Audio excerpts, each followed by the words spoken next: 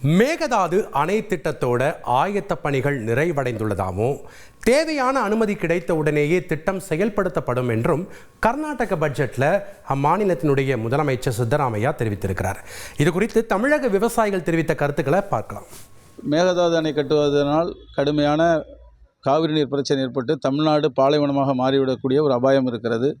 தமிழ்நாடு அரசு எக்காரணத்தை முன்னிட்டும் இதற்கு அனுமதி அளிப்பதற்கு மத்திய அரசாங்கத்தை அனுமதி அளிக்கக்கூடாது என்பதை வலியுறுத்த வேண்டும். தொடர்ந்து வலியுறுத்தி வருகிறார்கள். மீண்டும் அதை வலியுறுத்த வேண்டும். ஒப்பந்தத்தை மீறி அவர்கள் கொஞ்சம் கூட தண்ணி கொடுக்க மாட்டேங்கிறாங்க.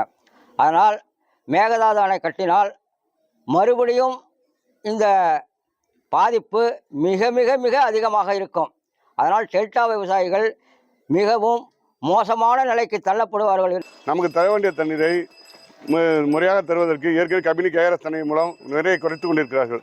இந்த மேலே கட்டும் பட்சத்தில் மேலும் நமக்கு தர வேண்டிய தண்ணீர் விவசாய காலத்தில் வெகுவாக குறைந்து நமது டெல்டா மாவட்டங்கள் வறண்ட நிலையை ஏற்படும் என்று உடனடியாக டெல்டா மாவட்டங்களில் உள்ள அனைத்து மாவட்ட தலைநகரங்களிலும் விவசாயிகளினுடைய கருத்து கேட்புகளை நடத்தி இந்த திட்டத்திற்கான எதிர்ப்பு குரலை உடனடியாக பதிவு செய்ய வேண்டும்.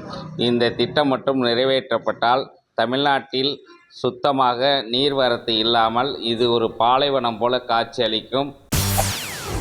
செய்திகளை உடனுக்குடன் தெரிந்து கொள்ள உடனே சப்ஸ்கிரைப் பண்ணுங்க.